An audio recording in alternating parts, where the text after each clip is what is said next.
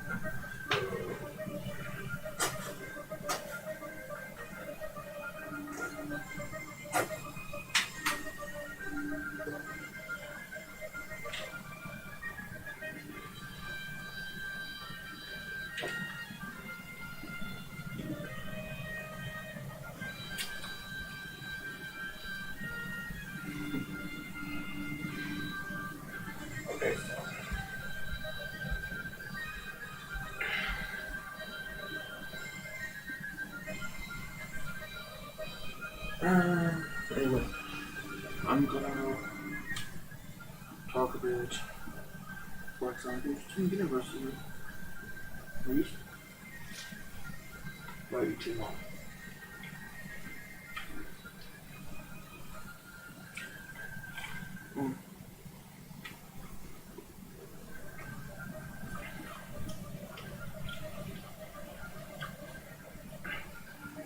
So,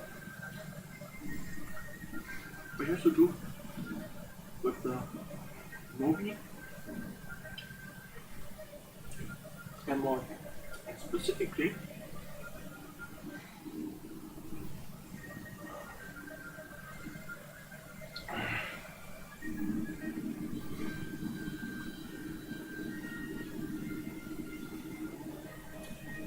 let me, yeah.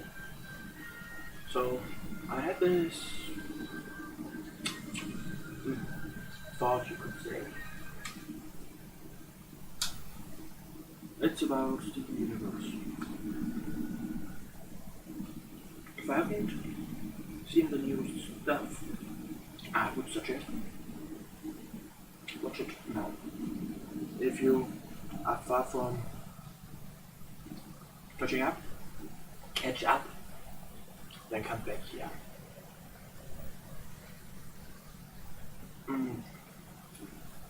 So, I know this theory might be a bit weird, but it is one of my, let's say, more favorite things in general to theorize whether that is true, and in this case I actually think it might be true.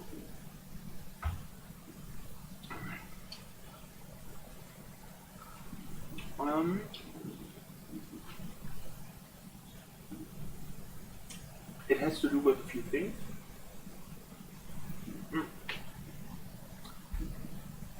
Eating and explaining the people what you put turn on the light. And telling the people watching my Steven Universe theory about what the movie will be about and what direction, if any, Steven Universe will take in the future. I think I already told you about my theory that, that the gems, all of the gems, were created by something else as a kind of slave species. Or tool. That they didn't realise. It might be that they weren't created to be slaves because they didn't realise they would gain sapience. And they just thought of them as like automatons or robots or something like that. And For then it turns out, they for have some, yes, but for others, it was definitely, they have definitely been created with sentience bordering on sapience, even. like an AI or something. Yeah, actually, like, things like rubies, regular workers. Mm-hmm. They're not that smart by themselves. They're not really sapient. They are not capable of introspection in the long run. But they're capable of identifying the threat and taking it out. Mm-hmm. But on the other side, we have, for example, blue, yellow, and white diamond. Those, the prime example for sapiens would actually be pink diamond. Again, if you have not seen, if you deviated from her programming. Oh yeah, far from it. Mm-hmm. Which actually gives me the theory that pink diamond is like a third generation diamond. It's like the third generation diamond. We have white diamond, who created then Yellow and blue. and those work together to create pink diamond. It also kind of makes sense with the whole when White Diamond was saying blue is weak to yellow and yellow is weak to blue because of their imperfections or whatever. Mm. So it would make sense that they were created side by side. Mm. And especially since both of them have the same gem design, while Pink Diamond has a different gem design. But it's the same type of gem design as white diamond. Pink, yeah. Which could be like, let's imitate mummy. Could you give me the roasted onions in the kitchen? They're in the strange box. They're brown.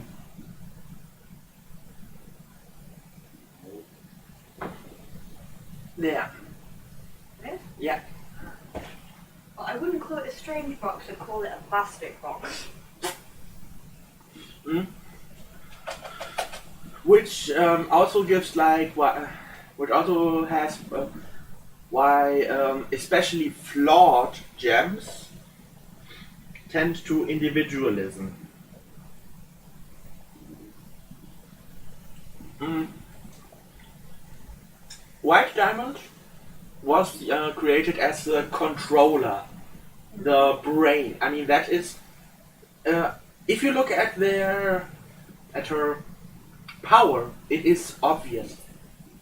Assuming direct control of other gems. That is kind of the this ultimate. Kind of like a weird version of antivirus. But instead of automatically just getting rid of something, it assumes control of it. So Like a virus. An infection would be a similar analogy, but it is more of the manual. Better comparison would be manual override in automatic drones. Like you see something flawed, you take it over until replacement is done, which is why she. Kind of like when they turn off autopilot because it's doing something it shouldn't. Exactly. Which is. It also explains why she can't control everything at once. She seems to have a limited capability because she's only meant to control it until a new one can be made. Yeah, a replacement. With the thing being, the controlling yellow and blue diamond was her literal downfall because, pink pearl controlling. Yeah, sure, it's just a servant unit, but she probably. I'm now assuming that I'm first taking care of how the empire was made, and then the big question of who made white diamond. So we know that they're made because they make Extractors. themselves in kindergartens. Exactly. So who made the first one? That is the question that I'm going to tackle after we've more or less tackled everything else. One of the things is that every lower gem hails a higher class gem. Mm-hmm. They're each from a colored cord. Mm-hmm. Like everything that is in the red spectrum, jaspers, amethysts, all quartzes more or less, belong to pink diamond. Except not Ruby. quite, because they all, they do have rubies and other ones. Like there's sapphires and then paparacha, is that her name? The yellowish sapphire. Could be a topaz? There's also topaz. Well, topaz was a different thing. Yeah, that was a yellow one. Mm-hmm. But, there's agates and then there's quartzes that are all kinds of colours. Yeah, which actually, this is a science fact for you out there. Did you know that rubies and sapphires are actually the same base metal with different impurities? Which actually is kind of a moment if you think about it, because that means that they do represent the same position, only in different wings of the organization. It would explain why they're all the same size. Mm-hmm. We have here sapphire, we have here Rubies are definitely one of the strongest soldiers out there. I mean, you have... I think quartzes are generally stronger, but... No. Really? No, the thing is like, it has, it has among things to do in this, if we go by hardness, just from the gems, if we really take that, it would be rubies in general. But another thing is definitely that rubies were built to be smaller and compacter. They are designed, they are one of the very few gems designed to fuse for battle. I also had a thought that because you don't see that many rubies, maybe rubies are kind of similar to pearls in the fact that they're given to specific gems as bodyguards. They're not just general soldiers, they're bodyguards though. They are black ops, you could say. Yeah. That is actually my theory. I mean, it would indicate the same ranking as sapphire.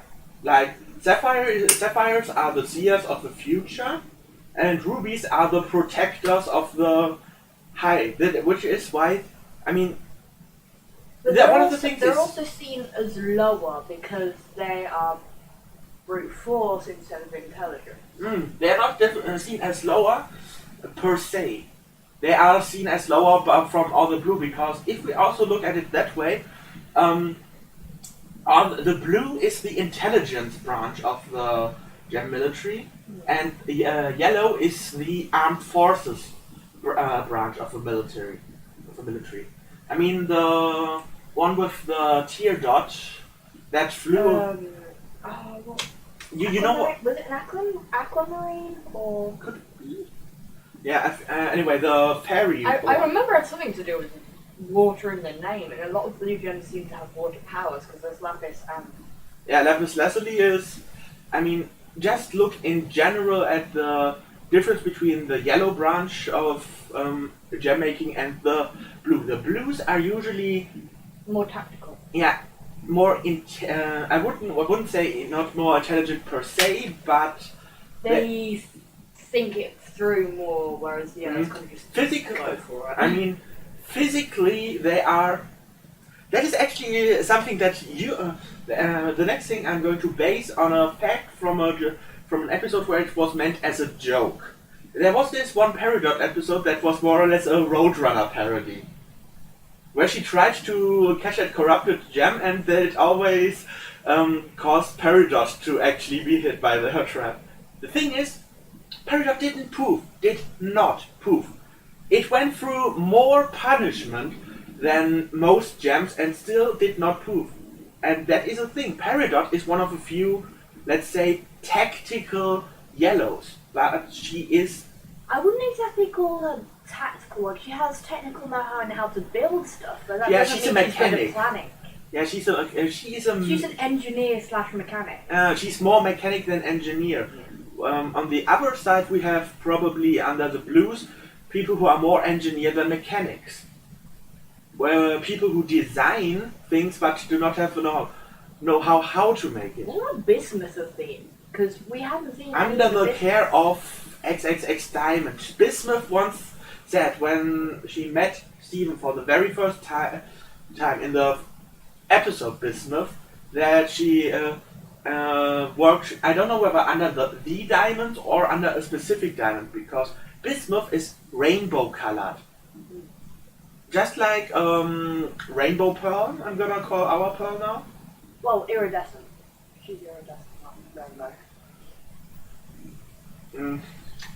Okay, iridescent pearl. Our iridescent pearl is, I mean, bismuth is multicolor. As you just can see from her hair. Yeah. And bismuths are just, they are made to, well, The blacksmith. yeah, the blacksmith. They are the worker class. Our bismuth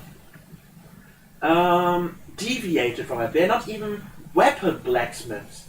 They are masons, if you remember. Oh yeah. They are, They build the towers and stuff.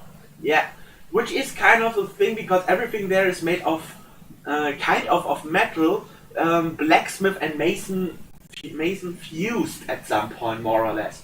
So it's also the fact that a lot of the, well, at least the runes of the higher class are made up of other gems.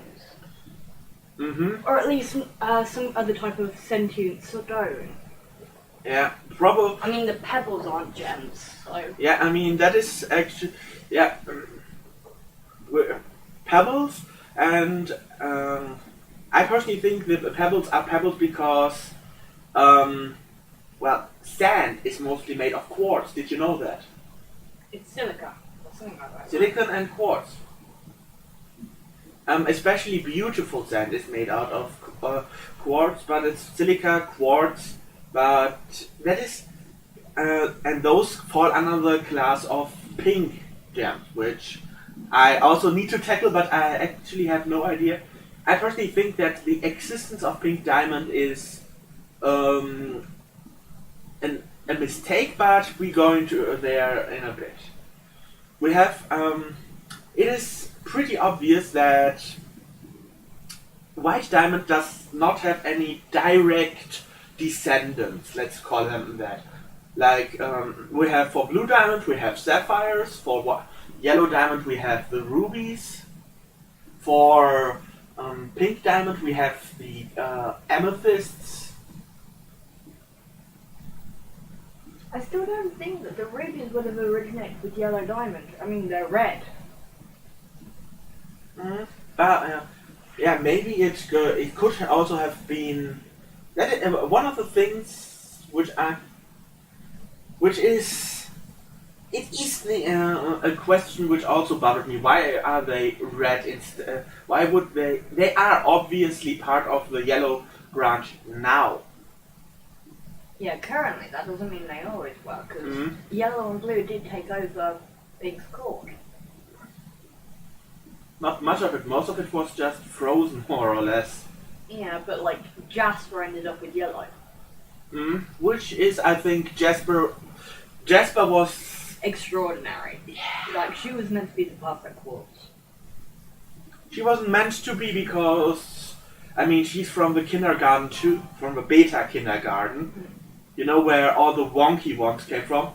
And she came out of a hole that probably, if a diamond had been birthed out of it, it would have been as fucking awesome as Diamond Season. But I mean, like she wasn't meant to be before she came out, but she was supposedly the paragon of what the quartz should be. Like, even or you could be, or you should be. Even Peridot was going on about how the hole is perfect. Yeah, she had never seen this perfectly glassed walls. The hole is huge. It is straight to microns. The glassing, it goes all the way to the back. She's never. And Peridot is a mechanic / kindergartner. I personally think she's mainly mechanic of all the birthing equipment. There are also those that repair the spaceships. So right now I am thinking of one thing. Both blue and yellow have special powers in the fight. Blue and diamonds. In the fight yellow versus blue, yellow accuses blue in the end of using her power on her, and blue like, I'm not. And yellow like, that was so cute, by the way. That was amazing. And the obvious power of yellow is the zip. Lightning. Yeah. Like instant proofing with a pretty high disruption, which means they had to fuse to get them back out, more or less. Steam had to fuse with them, and normally it would take. I think Amethyst would have taken as long as Pearl did with a simple proofing just to get out. Yeah. And those sticks that Jasper used are based on that power. Better than you, stronger than you, so much better. Well, those when kind of like cattle prods or something. yeah, those cattle prod taser things.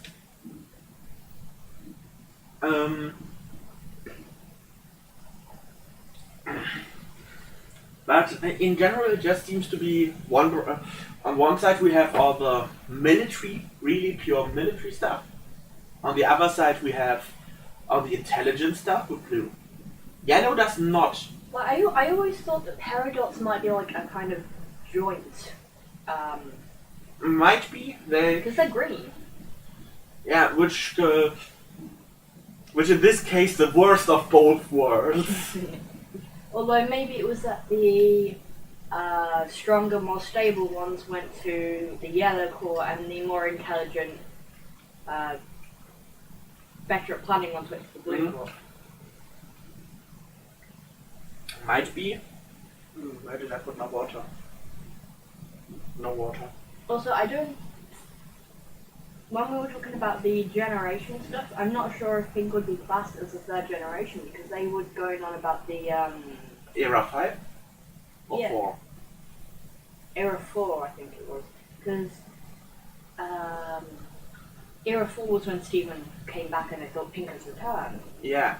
Which is Peridot was Era 2, I think, when they were running low on. No, Era 3 was when they're running low. Era 3. Because that's why she's short. Very short and does not have most of the cool stuff powers. Yeah. Um, With different powers instead, though, so that's cool.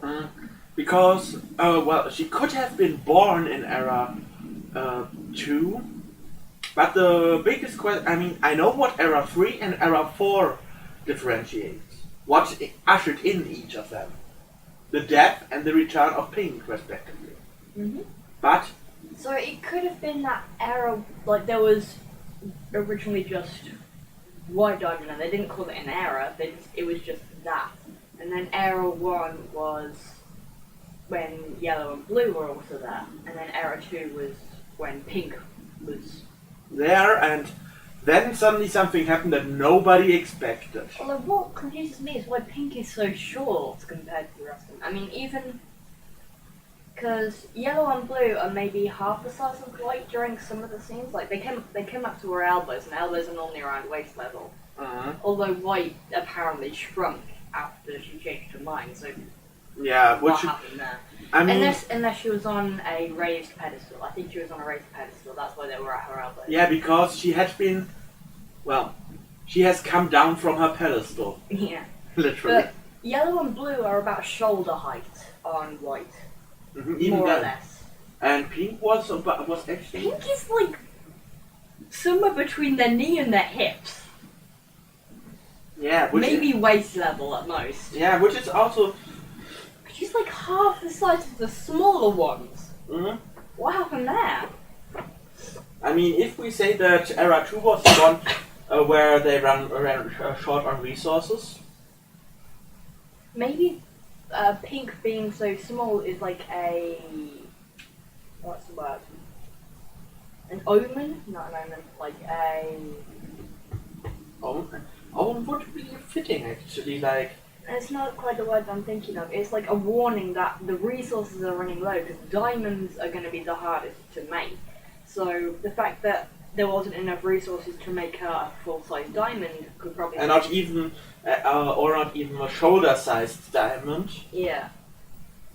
So it's kind of like saying, okay, there's something going on with our supply, and then more and more gems would be smaller than they originally were. Yeah, or were made out of shoddier material. Or came out of colour and stuff like that. Yeah, which is also the thing they kind of killed all the off-color ones. It's also one of the reasons why Something must have provoked that, because otherwise there wouldn't be so many off-colours that had initially survived. It must have, they wouldn't have immediately known to flee the second they came out, because they looked down and, oh, I'm not meant to be this colour, I better hide. It must have been that they were around and then something weird happened. Maybe something to do with the supposed shattering of Pink Diamond, and they thought, okay, we're getting rid of everything that isn't exactly how it's meant to be. And then they started shattering all the things that weren't right, and they saw other gems getting shattered and thinking, I'm not perfect either, I should hide. Might be a reason. That or something else went wrong that nobody talks about, because history is what the winners make of it. So if they dealt with the other problem, they're not going to admit there was a problem. They're just going to get rid of all the wrong ones and then say, oh, it's because they were wrong. Nothing happened to provoke this. We just decided that we weren't going to tolerate imperfections. Because all the gems on Homeworld thought that Rose Quartz was an absolute monster. And that, what you just said gave me a second idea what the movie could be. What the movie could be about. Something to do with why they started shattering the off colors. Revolution of the off colors. Yeah, it could be. Although I'm still trying to think what the silhouette might have been. It was just like a silhouette of, like, I think it was a head and shoulders and then hair that, like, sticks up like weird pigtails or something.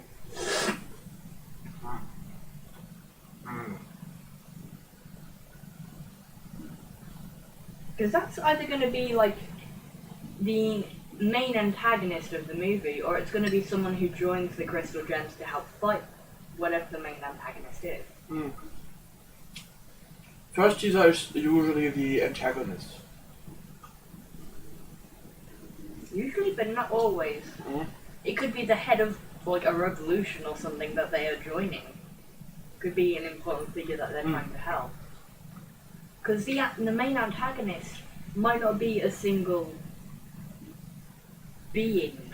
I'm not going to say a person, because it could be anything at this point. It could be an organization that they're trying to fight.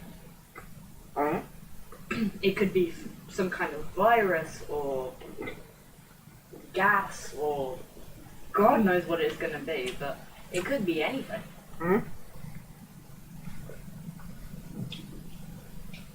It could be something causing something similar to the corruption wherever this is set.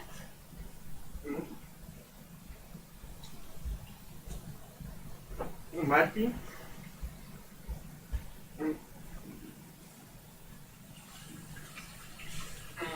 But I personally think it's one of two things only can be the main antagonist of the movie and the whole future of the universe. Unless they just completely come up with a new plot line out of nowhere. Which a lot of things do. Yeah, but Steam Universe is good, not shit. Yeah. But even ones that are popular and supposedly good, to keep making money, they just come up with like a new villain and a new plot out of nowhere. Which is why I try to think of how would it be, well, what villain would be both within the logic of the show, or rather the logic of the universe. And still something that we haven't thought of much before, because there have been other things to focus on. Yeah, which is, of course, the big question. What created the gems? What created White Diamond? And that is the obvious answer. Whoever created White Diamond is now pissed off that their worker ants suddenly stopped working. Thing is that there's also the possibility that the gems destroyed whatever created them when they started destroying everything to make more of themselves. It's like the there was this story that someone wrote about what would happen if an AI got access to the internet, even if it wasn't self-aware or sapient or whatever, like a program that is designed to write a message on a piece of paper, and they connect to the internet so that it can learn more handwriting styles, and then it uploads itself to the internet, destroys the entire planet to make more paper so that it can write more messages, then goes to other planets to find new ways of making more paper, to write even more messages. Yeah, That and could be there's what happened with the gems. They could have just decided, well, we need more resources. Let's use them as our resources. Mm. Mm. Would be a way, but Because I'm not entirely sure what purpose these gems would have for whatever created them anymore. Because they're kind of doing their own thing now. I mean, they're conquering the universe, but they're not leaving planets that are rulable. They're leaving shells. that one of the things that people are not really aware of is how scarce biological matter is in the universe. Because it seems that gems tend to focus on planets with organics on them. Even though, like minerals and shit, you just go to an asteroid belt, crack open some of them, and bam! Thing is, they might have been doing that along the way. It's just that nothing was there to notice the difference. Like they might have left the outside looking completely normal, and it's just hollow inside. Yeah, but you still would They not. might focus on the organic life forms within a certain sector, so that the organic life form is taken care of first, and they don't try and interrupt anything or cause problems later on. Yeah, I heard. Might. That would be the tactical advantage, but in this case again, let's say you want to create a slave race. Let's just assume you want. What is the first and most important thing you should do? Make them obedient. Wrong. Make them not notice that they are slaves. They think that it would be the best to just go to inhabited by organic life forms and wipe them out and then take all the minerals but leaving all the organic stuff alive. Or have they, but more or less what they're doing is killing the population of an organic planet, and then whoever is then their creators, which I assume are organics, just go in there and salvage what they found. If you don't want a slave uprising, you have to create them in a way that they don't know that they have the ability to, or have anything to rise up again. Exactly. I mean, it is like in like the silence in Doctor Who. You forget them as soon as you see them, so you don't know that they're there to attack. Mm-hmm. And there's also have the suggestibility thing, which is OPS fuck. but also a great big weakness if you can utilize it the way the Doctor did. Mm-hmm. Well, it wasn't even the Doctor, it was Americans or something, wasn't it? Attackers on site. And I Oh would, no, who was it? Because they got a science to say you should attack us on site, and they just took the attack us on site bit and replayed it over and over again. yeah, that was one of the Doctor helped, of course, but it was that one FBI agent. And of course, it was an American that got people to attack something on site. Hmm? Sorry, American people, but it's kind of true. Hmm.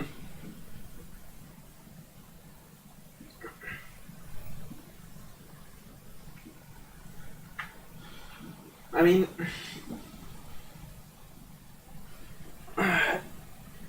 if you think about it, the gem behavior is a bit odd, to say the least, in that regard.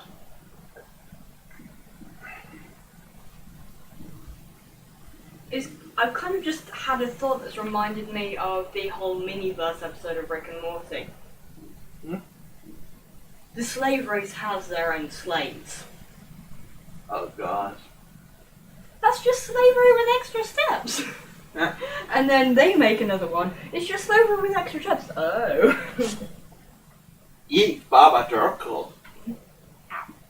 Did you hear that? Yeah, eat Baba Durkle. That is one That is one strange ooh la la. It, I mean, it actually kind of is if we assume that White Diamond used to be like more or less an AI that ran it. Then White Diamond was like, this is too exhausting. Am I gonna make my own slaves now?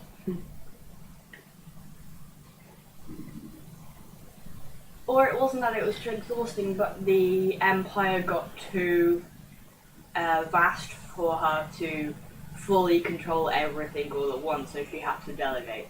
Mm-hmm. And so she created things to delegate to. Yeah. But I'm definitely in favor of the. They are actually more or less tools for terraforming that either went rampant or that were sent over to a different universe to clean it up for the arrival of their masters. I don't think... A galaxy. If it's a terraforming one, I think it will be the rampant one, because they don't leave enough left for anything to survive on those planets. I mean, that's why Pink had the zoo put up, because she knew everything was gonna die. No. She didn't put the zoo up. Blue interpreted it. Yeah, but she wanted to save the organics because they were wiped out in whatever was the gems were doing to their planets. That's why she wanted to save them, and then that's what resulted in the zoo. It was a misunderstanding, but it was from the same idea of I don't want to kill an entire planet of life just for resources. Yeah, which is also the thing. I mean, Stephanie crashed on that one mind wash, but there were still organics on it later on. Yeah, but there were ones that had probably survived what had been done and evolved. Or it was a failed colony. Wait, was it Yellow's colony? Yeah, it was Yellow's colony. Yeah, it was Yellow's colony. I mean, it's possible it was failed, but Yellow prides herself on never failing anything, so it probably wasn't. Although, in the flashback, Pink did say to her, why don't you fail?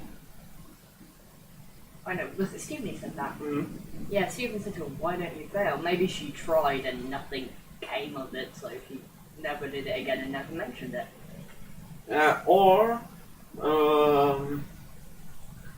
I mean, the reason why they want to destroy Earth is more or less because it is a bad reminder, because they have grown sapient and had their own opinions, and they wanted Earth gone because fuck the planet that took Pink Diamond from us. But if we think about it, what aside from trying to destroy Earth through the cluster, what else do we have proof of as destruction of planets? Didn't we see some planets that were just basically like a shell with like bits, like thin bits going into the middle with buildings on them or something? That was Peridot's blueprint for what to do with what would be better to do with Earth than let it explode. But if they have like knowledge of how to keep the outer shell mostly intact enough to build on it, then they must have seen or done something at least slightly similar in the past. Not necessarily. I mean, there once was as an example, Isaac Asimov once wrote a short story. Asimov is due to invented the 3 laws of robotics. He is actually a biologist. And they had machinery on the moon that vaporized rock to create energy. So one of the robots that manned those machinery accidentally fell off a truck, more or less, and landed and was on Earth, and it only knew how to that was its purpose. To vaporize rock. To make more energy, yeah. So it kinda, after it found humans, it kinda salvaged their truck and a bit of other metal, and then vaporized a mountain. The human, obviously like, oh, what the fuck? Ordered it to forget everything and destroy that machine. And then ran away. Later it was found, and the people who found it would have loved to find that farmer and strangle him to death. Because the robot, these things usually can only vaporize like maybe 5, 6, 7,000 cubic meters of rock at once, and they need several teravolt to function. This one vaporized a whole fucking mountain. That is a few 100,000 cubic meters, and it used a car battery. And that is what that reminded me of. Peridot, who is usually a mechanic, suddenly got stranded on Earth and had to think for herself. Adapt. Yeah, and that is how she, instead of doing everything like they're supposed to, how the diamonds, yellow and blue, never were in a situation where they were forced. They never experienced necessity, except for that one time when Pink was supposedly shattered, and that changed both of them profoundly. So we have here have our yellow diamond, who has the plans of how we usually do it. We just go on the planet, wipe the organics off it, and then mine a bit below the surface until we got all the easy pockets, and then we go to the next one. And then we have Peridot, who has an intricate, extremely efficient plan to get 90% of the resources out of Earth while keeping the organics alive. That is what that reminded me of. That also kind of makes me think more again of the paradox being a combination of blue and yellow, because I don't think something that was purely yellow would have the mental processing power to actually come up with something like that. Yeah, but the big thing is that most gems do not experience necessity at all. They are drones. They do what they're told to. All the gems that actually changed their mind were the ones that came in contact with humans. I personally think that humans were the most developed organics they have personally met. Probably, because the ones that Inca tried to set before were just like, well, basically weird-looking animals. They were probably the first sapient species they'd come across, and the fact that there was more, I don't want to say more mentally developed, because they aren't more intelligent. They're just, the fact that they're sapient instead of just self-aware instead of just aware. Yeah. They the fact that they had more that they could introspection. Yeah. The fact that they had that and the gems didn't, probably, like, they came around them and they saw this, and without realizing they evolved to fit it, because they're meant to, like, make it themselves perfect and make themselves better. They see something that has something they don't. Oh, we'll take that.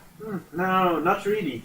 I personally think this is actually all wholly, completely iridescent Pearl's fault. They took Pink out, rose quartz, and that was the very first time in gem history that someone deviated from their set parameters of living. That we know of. There might have been articles before that. The movie. Would be, that is my other theory. But I think the reason why rose quartz is so well known is because of how big it was that she supposedly shattered a diamond. I mean, that is why she was so known on Homeworld, and the reason why she managed to rally all the gems on Earth, and why Steven managed to do that with all of Homeworld, is because you do not evolve if you stay in your confines. If you never have to leave your comfort zone, then there is no gameplay. Or rather, there is no without necessity. You do not need to advance. You do not need to become better. You think you are perfect. Everything was in their place. A few here and there kind of went wrong, which is, I personally think that most off-colors are usually just treated as bit of like trash, but fusions are actively frowned upon. Like, bitch, no.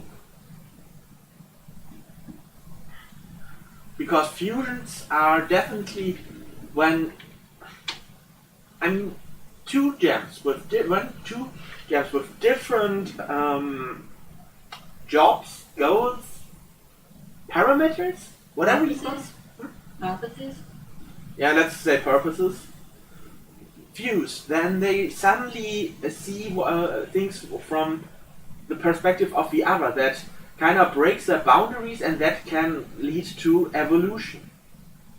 Gems are especially. They don't just see things from the other's perspective, they see just outside of their own in general. The fact that there's more than one perspective means how many perspectives are there, and kind of just. Rather than thinking like every gem has their one perspective, of course, everyone must concentrate. It is like, if I can see both, what does that mean? Does that mean that we are not as set in our ways as it is said? Or it could be more like, so because I've now seen both, does that mean we don't have to see it just this one way that we have been told is the only way possible for specifically us? Because even after they've unfused, they remember seeing stuff from the other perspective. They can probably still see stuff from the other perspective if they try, and they realize. Especially after fusing for a long time. Yeah. I mean, they still kind of, as we can see with Garnet, they kind of keep their base personality. Sapphire was still the cold, calculating one. Ruby was still the hothead. She wasn't really cold. She was just patient. Yeah, patient, calculating. On the other hand, we have impulsive. Well, just impulsive. Ruby would be. But we have seen Ruby has the ability to be patient if she has to. Mm-hmm. And we have also seen Sapphire break down with, why would she be dressed like a cowboy? Because they've experienced stuff that is different to what is normally them. Because they've experienced it, they can experience it again. Mm-hmm. And that is the... as it is said, necessity is the mother of invention, and that is also the mother of evolution. Once, that is actually also why Garnet saw it as a fusion success when Peridot tried to fuse with her, but didn't manage it, because that was not in her parameters, not her. To attempt it was outside of everything she knew. Mm-hmm. And that is kind of the thing. Garnet rewards people who do things that are outside of everything they know. One theory that I really like about Garnet as well, because when Greg tried to fuse with Rose, she said that it worked. Yeah, she saw everything that was gonna come. Yeah, so like she saw Steven and everything that he was. Or rather, Steven and Nora. Oh right, yeah, Nora, because they didn't know if they were gonna have a boy or a girl. I forgot about Nora. Boop. Boop. And now I imagine Nora from Ruby's actually. Oh my god. Thing is, she has the colouring of iridescent pearl. blue eyes, orange hair, pale skin, pink outfit stuff. Could What work. if Nora is what would have resulted if Pearl had ended up with Greg? Okay, that would be. God knows where that personality came from, though. That personality is probably closer to Amethyst. Which is my theory. Is my theory that Amethyst, Greg, and Rose had a Oh god! Triple fusion! Oh my god, but Sunstone though. Oh, I don't know whether to cringe or laugh. Both at the same time. God. Don't try this at home, kids! Oh yeah, that is just fresh. Yeah. God. It's like she was trying to be a character from an old-fashioned sitcom where everything just freezes. Don't try this at home, kids. But nothing freezes because she's not in a sitcom. And everyone is just like too taken aback by the whole weirdness of the thing to actually say something. Yeah. Oh my god, you're huge! And that was the true. Oh my god. But yeah, that is kind of the.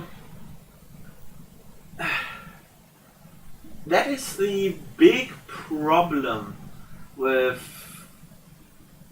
in general, with that kind of thing. Another theory is that it never had to be that it was a kind of miniverse thing, but more of the social experiment kind. How long would it take until they abandoned their pretty racist, purists? I mean, kind of. Yeah. Anyway, how long would it take until they abandoned their whole mindset? If you just let them... If you're a spacefaring race with pretty much unlimited power and resources, it wouldn't be that strange to just shoot like the colony building set of things that can easily traverse through space as well. I mean, gems were pretty... If you look at gems, you see they were designed for space travel. I mean, they don't have to breathe or anything, they just float around until they hit the next planet if they do end up getting lost in space. Like with the Ruby. Yeah, and they can... and I personally think that they can... Why not prove themselves? They could potentially retract themselves into the... Yeah. Things, but usually they don't because they are very efficient, as in they only send the minimum amount of people you need for the mission plus the handling of the ship, etc. But I mean, look at the bubble technology. Warp into a specific home destination. I mean, that is pretty much bubbling. You take a gem, whoop, and then Peridot. Peridot once bubbled something. Remember? Vaguely? They bubbled it, and then where do you think it goes? And then it appeared in the barn, because that is where She sees his home. Yeah, that is the place where she thinks it would be. While Stephen, of course, goes down there because he once saw it and saw that all the bubbles are there. So when he does it, it goes where all the other bubbles are because he does not want them to be alone. And if you now bubble a lot of gems, you can pretty much store an army in a briefcase. More like a crate than a briefcase. Depends if we Depends go by on the size of the Jasper. gem. If we go by Jasper's, you could have an army. Oh, Jasper had a really small stone compared to the rest of it. Maybe it was long, it was just, that was the only part that actually No. We once saw Jasper even poofed. It is just a nose. really small stone. Like, every other gem is, like, around about fist size, other than Aquamarine. Aquamarine was tiny, but also aquamarine was tiny. Yeah, and Jasper is just. Like most of them, their gem is around about the size of their own fist. Give or take a bit. Yeah, actually, I think that would be a good rule of thumb, saying that the. I mean, it's kind of like how a human heart is about the size of your fist. A gem is the size of, like, a gem's gem is the size of their hand, more or less. I mean, some of them are smaller, some of them are a bit bigger, but there's always deviation in the. Yeah, I mean, even if, just yes. And because the gem doesn't need to pump oxygen or organic materials around it, it doesn't matter if it's smaller than it's meant to be. It's not going to negatively affect their functions because they don't really have bodily functions to affect. Yeah, except for the body size. I mean, that was with the. But there was a couple in the ball where the gems were like on their face and not taking up the entire face, and they were still regular sized. It could just be that aquamarines are meant to be small. If it was even an aquamarine, I don't really remember. Yeah. Oh, and the topaz that were a yellow one, they had giants, but they also had giant heads. But it is more. Everything is indicative, even if we say fist size. I mean, imagine how much it would cost to transport an army of humans through space. Well, with the warp pads, it wouldn't cost that much, depending on how they're powered. Yeah, which is also a thing. Warp pads are controlled by more or less the gems. I personally think that the warp whistle was whittled out of a gem. Wouldn't. But what did mean is you can't warp pad somewhere where you were before. You have to know what it looks like. It's like mental link kind of thing. Apparition from Harry Potter. You can't just walk on the moon because you haven't been there. You must. Well, can't they? Isn't there something about coordinates with apparition though? Like, yes and no. The thing is, you must know where it is. You must really know where you want to go. That was why Hermione kind of took over with the running away thing because she'd see more of the country than the others. Yeah, and why she, whenever they did go somewhere, she pretty much said, "Oh, and this was where this and this and this happened." You get in your phone? Yeah.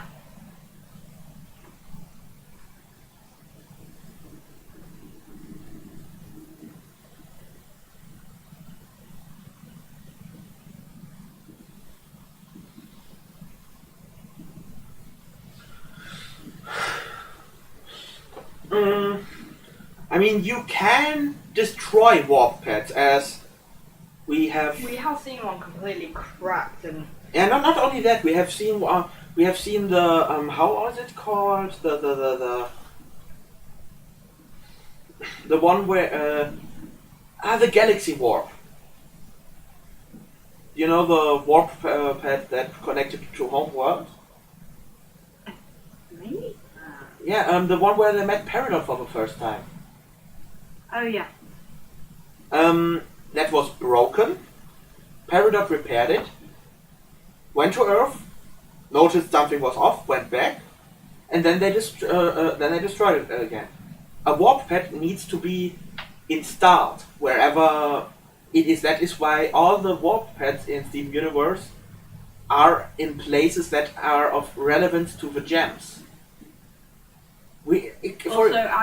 Aquamarine is the one that has the teardrop thing. Okay.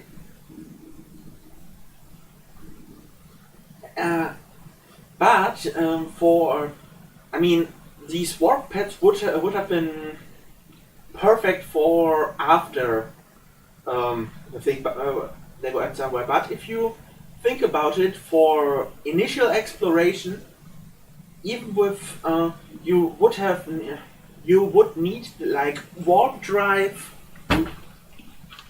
Oh, and another thing which should come to mind is when Steven accidentally started the warp drive without turning on the safeties first. The light bodies of all the gems in the... Oh yeah, it went all... Yeah, they were dragged behind them. They couldn't form. Because they were going faster than the speed of light. Yeah. That, of course...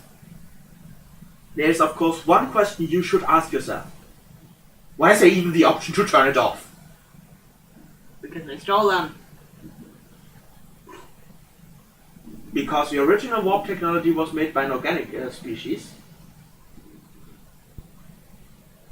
I mean, there are thrust dampeners in them to, that the acceleration and deceleration would kill Steven. I mean, Steven, Greg, they would be jam. They would literally be jam. Not gems. Jam. Jam.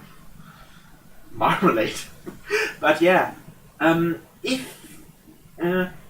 you have there are thrust dampeners which cannot be turned off, because otherwise Steven would have died that moment. But there's but the stabilizer for the light bodies of the gems it's something different. You can turn it off. Oh, and another thing, which of course indicates that they are designed to conquer the universe, is on the moon. Can you remember? No. Steven could jump, moon style. He does the moon jump. He has activated cheat codes. While all the gems were... when Amethyst tried it, she just face planted, and Gunn says, of course you can't. Of course you can. Our gems immediately... I forgot the word. They adapt. Our gems immediately adapt to local gravity. So that no matter what gravity the planet is, they always behave the same. That is also a feature you would build into a spacefaring, conquering race. The more I think about it, the more there is evidence that they have been created to conquer space.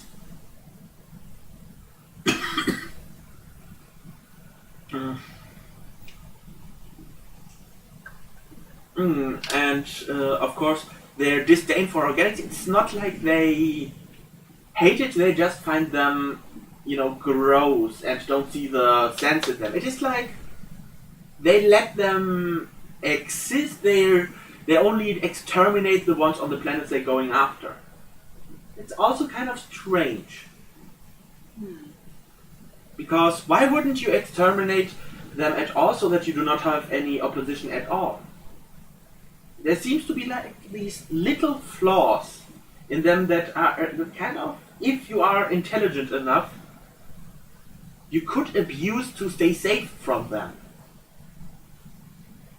For example, after a colony has been abandoned, you just go there because everything they need is gone, so you just have now all the organic stuff. And stuff like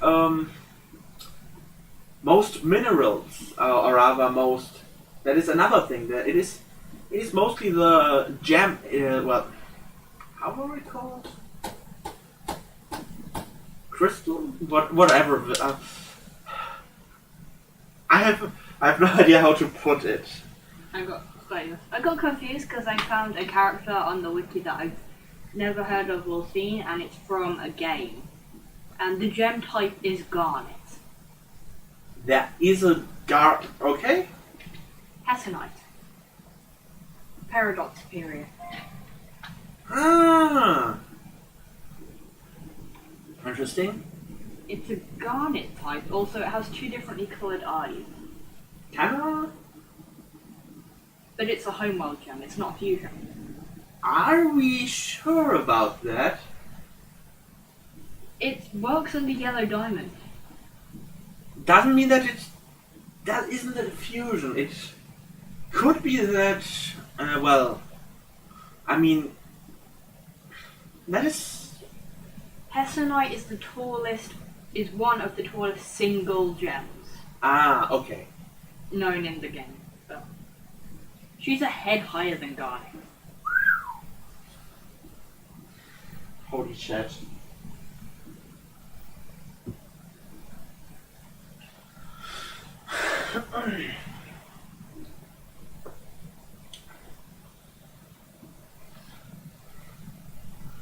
So, it is...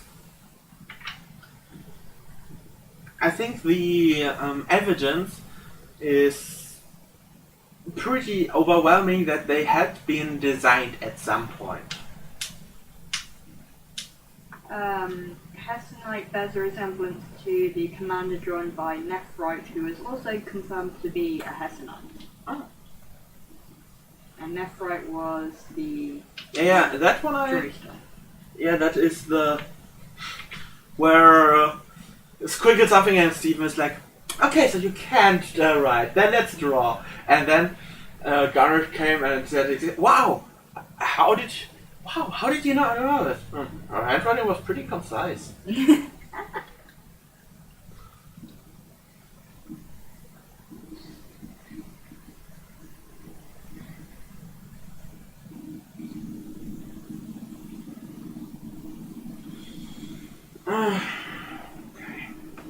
But I didn't know there was a Steven Universe game. Probably several, even.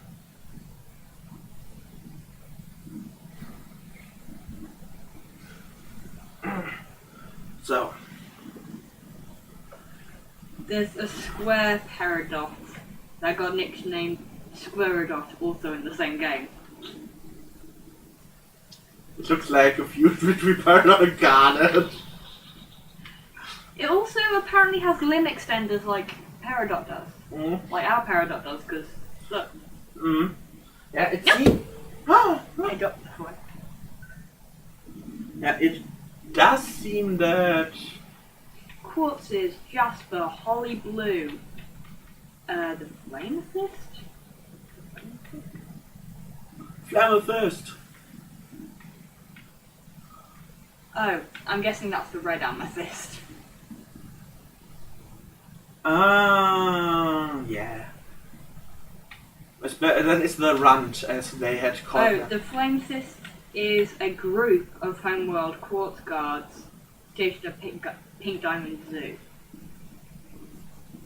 There are Amethyst, Jaspers, and a lone Carnelian, which I'm guessing is the red one.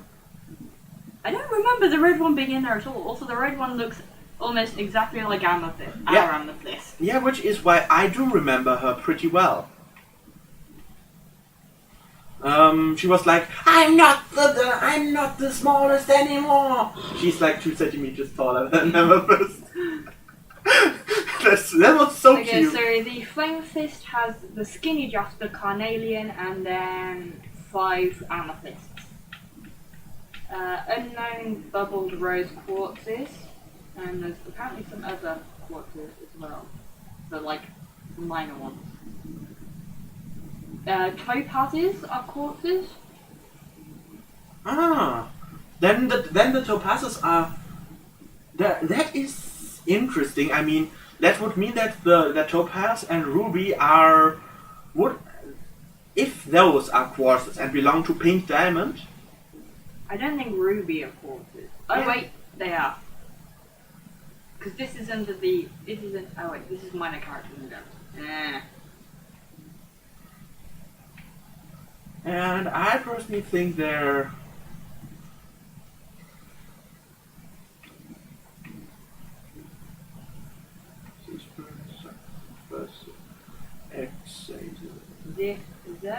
Zircons?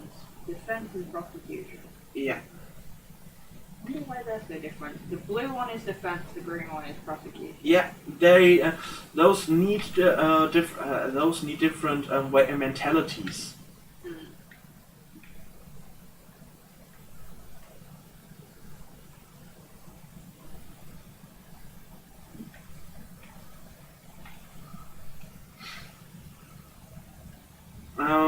Prosecution is more, especially the defense one, always seems very, very tense and unhappy.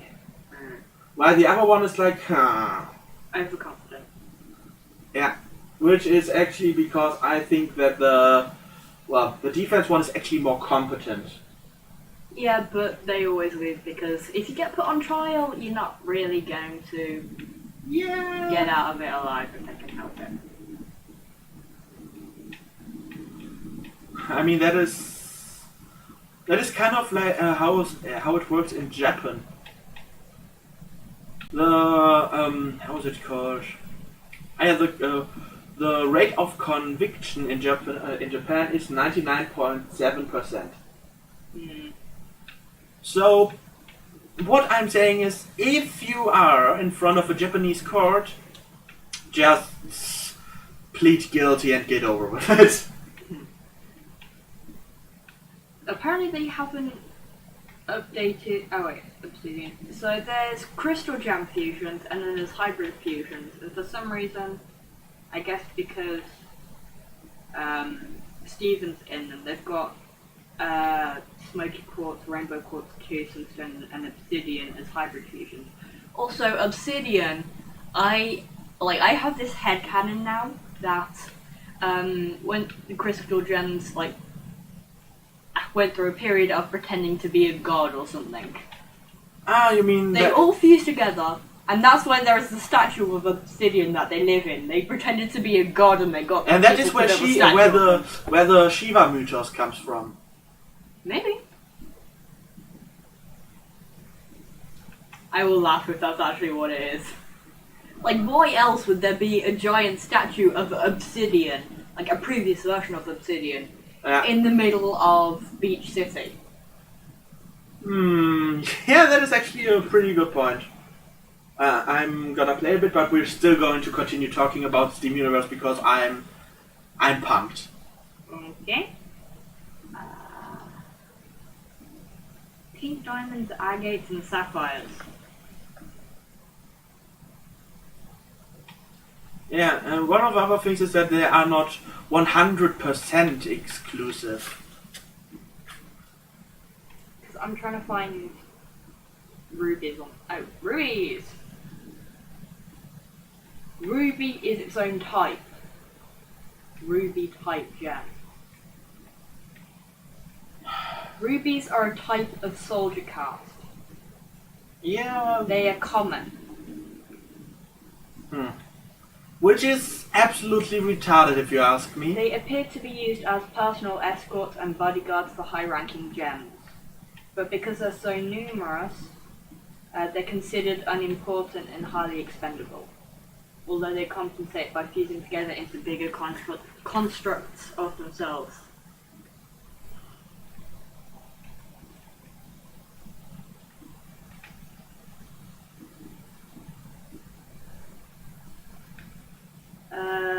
Rebecca said that the ruby's main strength and homeworld is their ability to combine. A ruby would never be sent alone to do anything.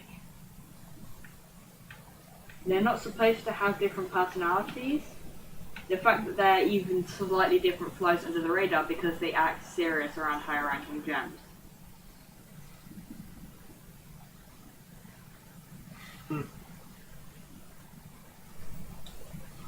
Okay.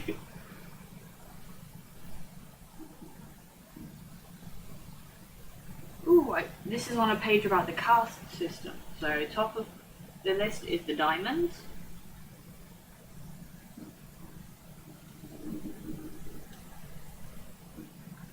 Then emeralds are high-ranking gems with authority.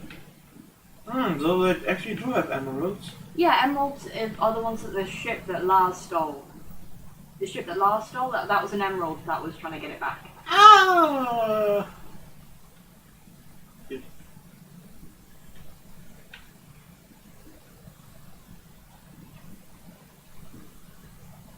Sapphires are of the nobility class, being described as rare aristocratic gems and part of the elites. In spite of this, they have no immunity from potential outcast status. They can see into the future using their future vision. So far, sapphires are the only non-fusion gems shown with this ability. However, defective sapphires, an example being I am bad saying name. Paparacha. Paparacha. Are only able to have visions of events slightly in the past. The honorific for a sapphire is your clarity. Your squirrelness.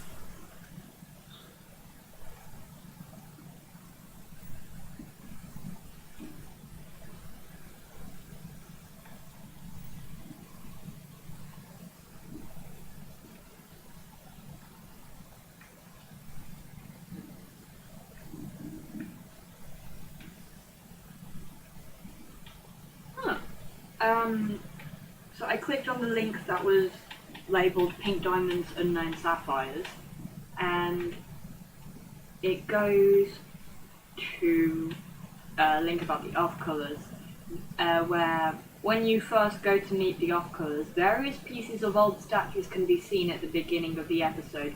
One appears to be a fusion of two unknown gems. Huh. While the head of a large statue has the same gemstone with the same cut as rose quartz on its forehead.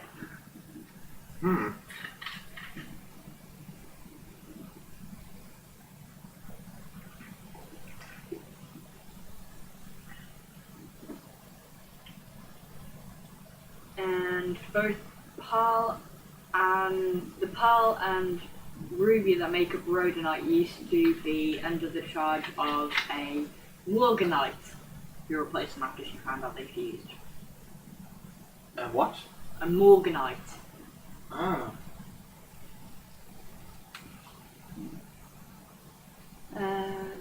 Garnet. While the exact role of a garnet is unknown, they seem to be high-ranking, as the only garnet seen are hessonites in charge of low-ranking gems. Types of garnets include hessonite, demantoids, and pyropes, as mentioned by Blue Diamond in Together Alone. The crystal gem garnet seems to have no relation to this caste despite showing a name, but as Blue Diamond is surprised to hear that she calls herself one. Because the garnet in the caste system is a type, not an actual gem. Same as all the quartzes aren't simply quartz, they are a type of quartz. Or a type of agate. Whereas garnet just goes by garnet, that's it. Probably because of the colour and nothing else. So she is garnet coloured. Ish. Garnets are reddish, I think. Hessonites. While the exact role of a hessonite is unknown, they are named commanders in charge of lower ranking gems. The only hessonite seen in this series is Nephrite's commander. She issued Nephrite the order to initially travel to Earth and later retreat from the incoming Diamond attack. The first hessonite introduced to the series canon as a whole is the main antagonist in Save the Light, which is the game. Some hessonites are tall and orange with poofy hair. Poof. Demantoids are a type of garnet mentioned by Blue Diamond, not much is known about them. Pyropes are a type of garnet mentioned by Blue Diamond, not much is known about them. Morganites. While the exact role of Morganite is unknown, they are known to be high enough to have their own personal pearl and ruby guards.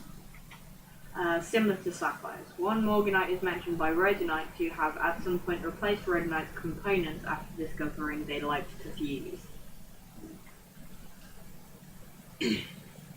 Lapis lazuli are extremely valuable to the Gem Empire, as stated by Yellow Diamond. Lapis lazuli are made for terraforming. Peridot is also said that lapis lazuli are typically partial to water and flying.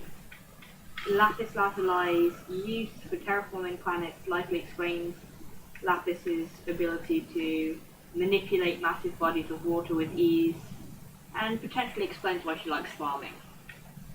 Mm.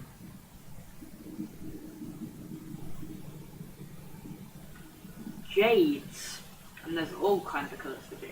Purple, orange, red, pink, mauve. Oh, peridots. A peridot's a type of jade?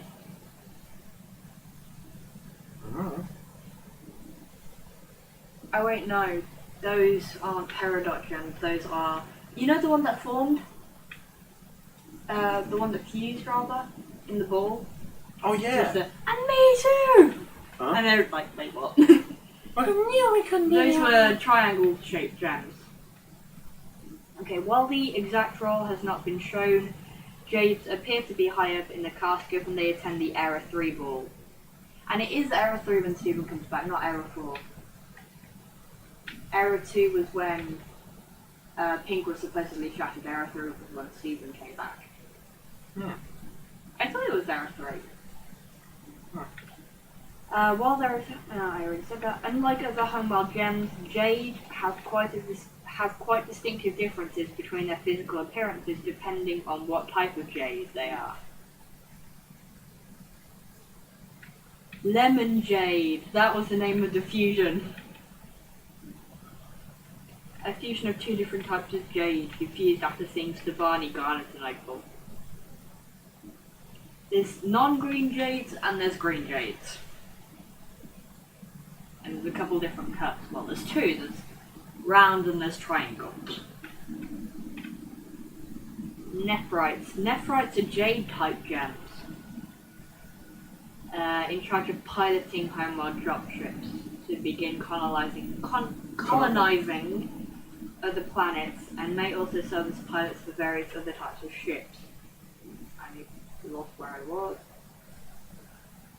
Their rank in the caste system is never clearly stated, but it appears to be high considering they captain their own ships, and Yellow Diamond was shown to contact the Nephrite's captain directly in Jungle Moon, something that she wouldn't do with a lower ranking gem.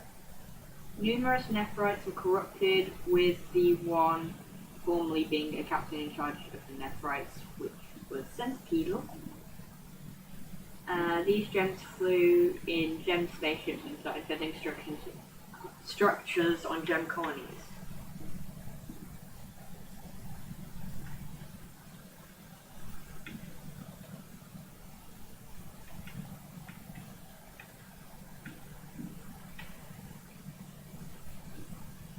Aquamarine. According to Pearl, as well as Aquamarine's own gloating, Aquamarines have a high rank in Homeworld hierarchy. They appear to serve as assistants to the Diamond, using their own ships to travel to other planets and collect things that the Diamond wants. Rebecca Sugar says that Aquamarines are one of the very high-ranking blue gems on Homeworld. An Aquamarine was sent as a bounty hunter to retrieve human paint to Homeworld Aquamarine. A group of Aquamarines seen celebrating the return of the Diamonds in legs from hit to Homeworld and attending the Era 3 ball in Together Alone. Topaz. Topaz seem to be soldiers obeying orders and acting as bodyguards for their assigned gems. A fusion of two topazes was sent to Earth by the Diamonds alongside an Aquamarine. Topazes also act as guards over entrances of certain places suitable for elite gems as seen in Familiar. Topazes are high-ranking yellow gems, however they are not as highly ranked as Aquamarine.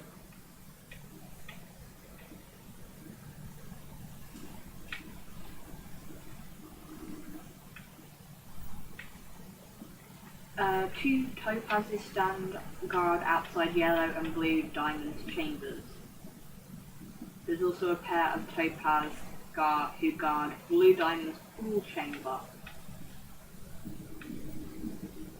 And two topaz standing guard outside Yellow Diamond's bubble chamber.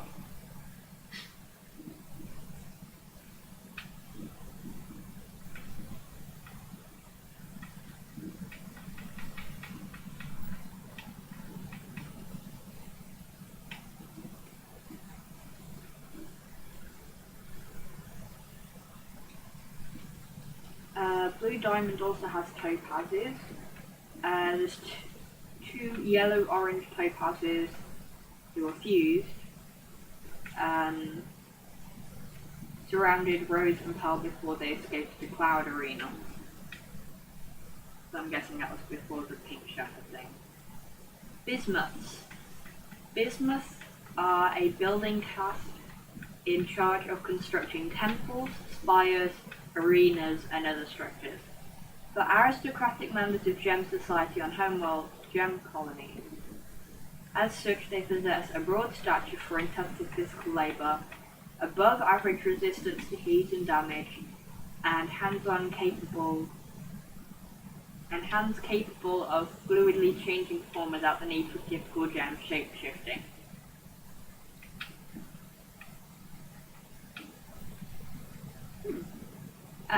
The gem that poofed Lapis during the rebellion was a bismuth.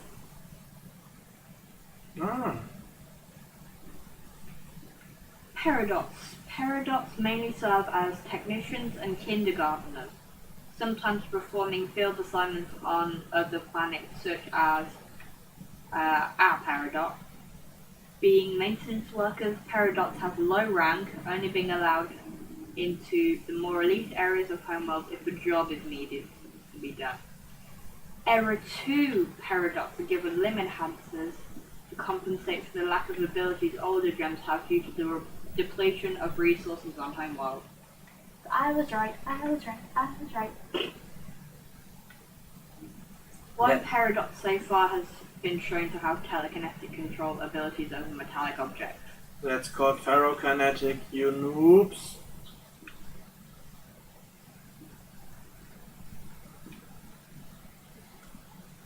The Paradox in Saved by the Light was probably an Era 2 one as well then, since they had limb enhancers. Zircons. Zircons act as lawyers for the court in Homeworld. They presumably have no choice over what cases they prosecute or defend as revealed in the trial, and are assigned cases instead.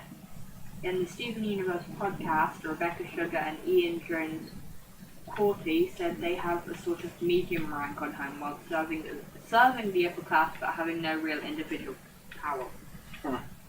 There's a blue Zircon who defends Steven and the yellow Zircon who tries to prosecute him. Quartzes. Quartzes are a soldier class made to fit the role of elite warrior. Quartzes have incredible height, broad shoulders, and an intimidating muscular build. Rose quartz and jasper both fit this description. Amethyst is also a quartz, although she doesn't fit the description because she stayed in the ground too long and therefore was overcooked. Some quartzes are used as bodyguards and escorts, as shown in Jasper's case. They appear to be less numerous than rubies. According to Ian Jones Corty, some have defensive powers as well, like Rose, since they can't all be tanks. Quartzes are described as being huge, loyal soldiers. Jasper stated that quartzes are made to fight, and that Jaspers specifically always get what they want. Some quartzes also act as guards around Homeworld outposts such as Pink Diamond Zoo. They were commonly made on Earth. They're the most diverse known gem, with gems including amethysts, carnelians, jaspers, and rose quartzes. Other quartz types include agates, who rank higher than most quartzes and seem to be administrative in nature, and citrines, who seem to be an elite caste of guards, including Emerald's 67 elite citrine guards and Hessonite's citrine guards and so forth.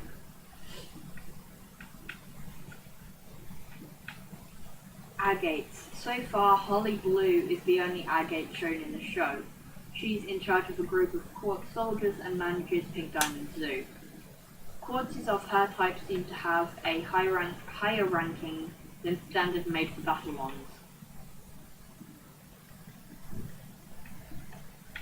Yellow diamond states in what's the use of feeling, in parentheses blue, that they are meant to be terrifying figures that intimidate gems under them into obedience. In the trial, it's revealed that they can also be bodyguards for high-ranking gems such as the diamond. It can be assumed that based on the way Holly Blue acts around Sapphire, that agates, while having some authority, are not very high-ranking gems, at least not as high-ranking as Sapphire.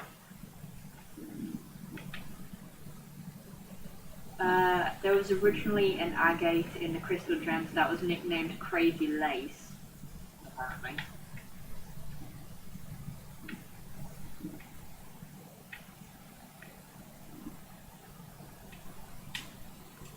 Oh wait, the Crazy Lace agate is apparently a thing. Pink Diamond's agates. Agates who used to belong to Pink Diamond. They were her bodyguards during the rebellion. First mentioned by Blue Zircon in the trial. Yellow Diamond's agates reside in one of the Yellow Diamond's asteroid mines. And first mentioned by Rhodonite in Your Mother and Mine.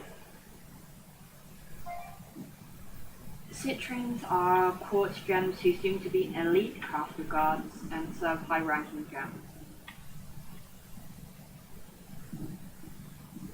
In Familiar, Yellow Diamond says that she has to check on the latest citrine production report. Rose quartzes. Rose quartzes are new compared to other gems having been created by Pink Diamond on Earth.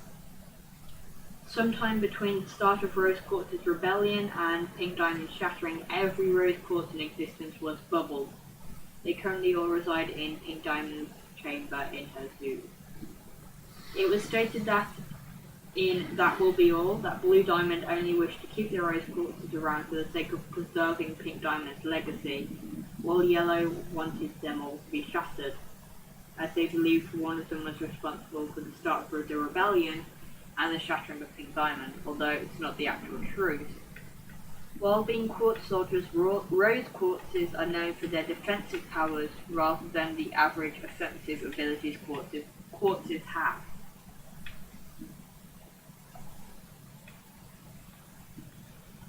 Amethyst is a type of quartz with purple colouring. The prime kindergarten on Earth produced gems of this type. Amethysts act as soldiers or guards, as seen with Amethyst guarding Pink Diamond Zoo.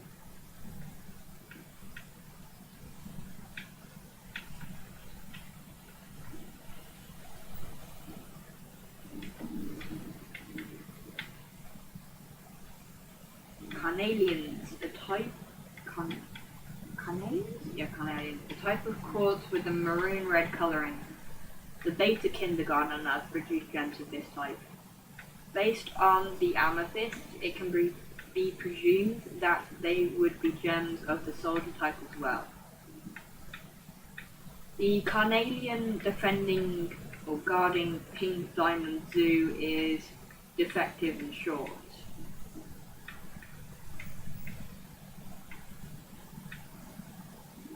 There's also an unknown defective carnelian mentioned by Peridot in Earthlings, which is presumably the carnelian that was at Pink Diamond Blue. Jaspers. So there's the gem that is the jasper node that we know. Mm-hmm. There's big yellow jaspers. And then there's an octagon one? The foot. Oh wait, are those the corrupted ones? Yeah. Well, that one was a jasper that was part of the crystal gems, and that's her corrupted. Oh. I think. A type of quartz gem shown to have mostly tangerine skin and reddish-orange markings. However, some jaspers can come in different colours depending on the type of jasper they are.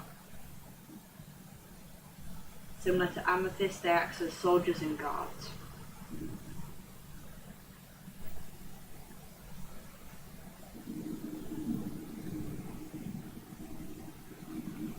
One of the Jasper guards at the Pink Diamond Zoo was a defective Jasper, which is the thin one, which was nicknamed Skinny. Biggs Jasper, a brown-orange pattern Jasper who was one of the original members of the Crystal Gems before being corrupted. Later she was captured in the Great North by Jasper and was used to attack the Crystal Gems but ended up being poofed and bubbled. She's currently uncorrupted because of the corruption being fixed. The Snow Monster is a corrupted turquoise blue Jasper with pink spots. So that wasn't what it was. That wasn't Big Jasper corrupted. That was a completely different Jasper apparently, and it was meant to look like that. Various Jaspers attend the Era 3 Bull. They serve Blue Diamond. Tiger's Eye, a type of quartz which is yet to be seen but has been mentioned by name. One of them was mentioned by Bismuth and had been corrupted. There's a couple of quartz gems that lack specific identification, like other types of purple ones, a very light pink one, a dark green one, a reddish orange one, and an orange one.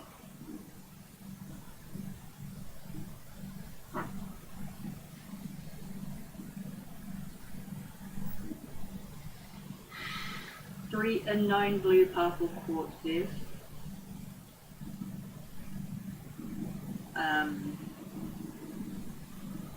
Unknown placements and names who surrounded Rose and Pearl before they escaped the Cloud Arena.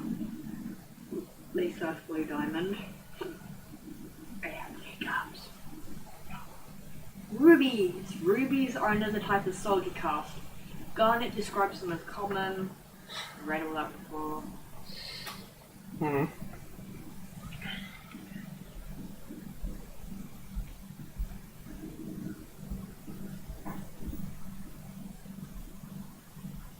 Rutiles. Not much is known about them, though they seem to have piloting capabilities. The other Rutiles ran away after the Rutile twins emerged.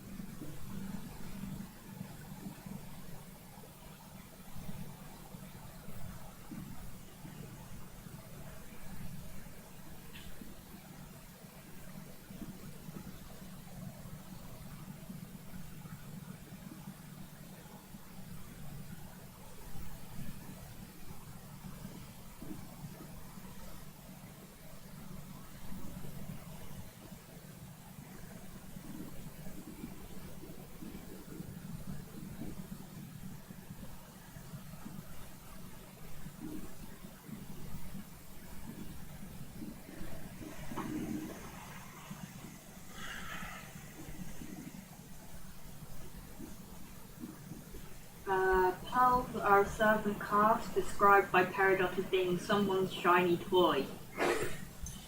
They are expected to only to serve and be submissive and obedient, simply waiting on their owners and not acting independently in any way. Pearls typically fulfill tasks such as holding their owner's belongings and opening doors for them.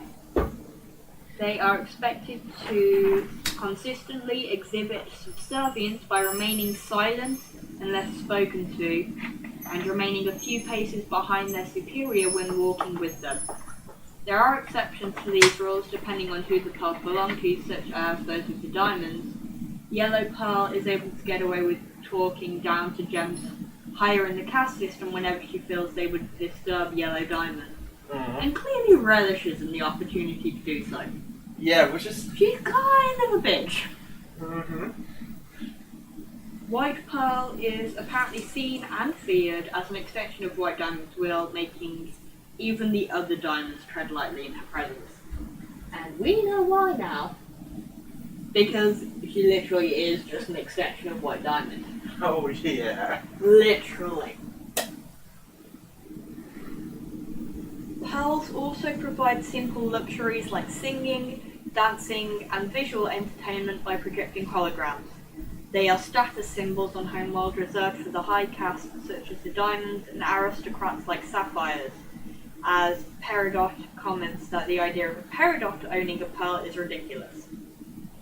Pearls may also be earned by committing a significant act of heroism. Physically, all pearls appear to have a slender form and a beak-like nose. They can also be customized by their owners in color and appearance. What is the citation for the last one? Hmm? There's a citation because if it's on the wiki, then certain phrases, especially claims like that. Well, customized is in quotation marks, but there isn't a citation for it. Okay, then I'm Pearls not. are normally dismissed with the phrase "that will be all," generally followed by the owner clapping her hands twice when they are no longer needed.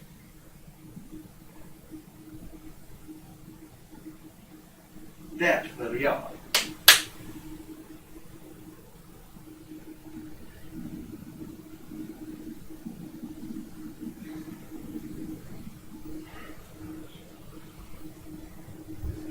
Oh yeah, the alien worm that Pink Diamond brought back when she was first attempting to save Organics chased pearls up and down the hall.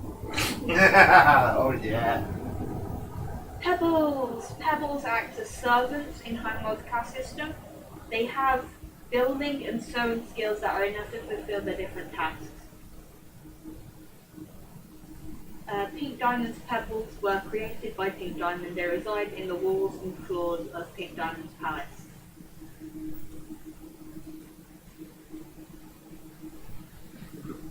Unknown roles. Desert Glass is a corrupted gem with the ability to create structures out of glass. She's currently bubbled in the Burning Room. Watermelon Tourmaline is a corrupted gem with the ability to create strong gales with her breath. She was uncorrupted in Change Your Mind and last seen in Rose's Fountain. Ooh, I want to see a picture of her. Oh god! Okay. I thought that was the corrupted form! Oh, the corrupted form is the pufferfish looking one. Let me rephrase. The more like a pufferfish looking one. That one. Exactly.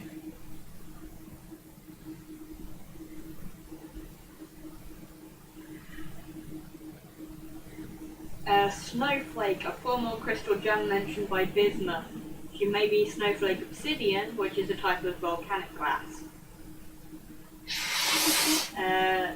Larimar, a formerly corrupted crystal gem mentioned by Bismuth. Beryl, a formerly corrupted crystal gem mentioned by Bismuth, currently bubbled in the Burning Rain. Since Aquamarine, Emerald, and Morganite are types of Beryl in real life, Beryl might have had a high ranking in Homeworld society. Serpentine, a formerly corrupted crystal gem mentioned by Bismuth, currently bubbled in the Burning Room. Pyrite. Fool's Gold? Yeah. Blue Diamond mentioned that she had let Pink Diamond name a batch of pyrite as fool's gold. Combi, a gem who acts as Blue Diamond's Okomi, due to her unusual body shape. And then this one's called Nika and Stone as well. Seriously, just...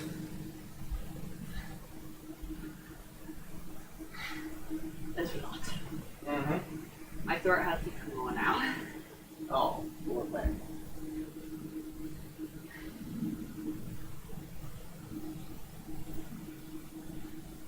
I was about to complain that this is all too simplistic, but then I remembered it's a wiki. It states fact, not theories.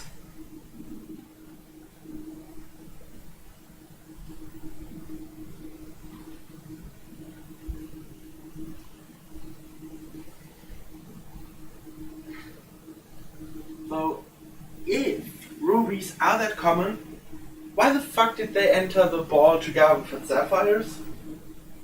Probably because that was the ruby of each sapphire. Or they were there as a whole to guard the sapphire. Yeah, no, I'm not buying it. I wouldn't even take it for half off.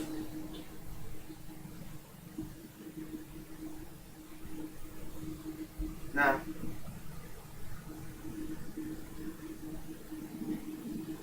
I mean, yes, the rubies seem a bit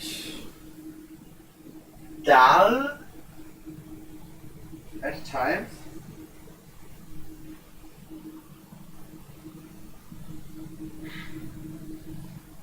But then again, we see the only things we actually see of the whole Empire are the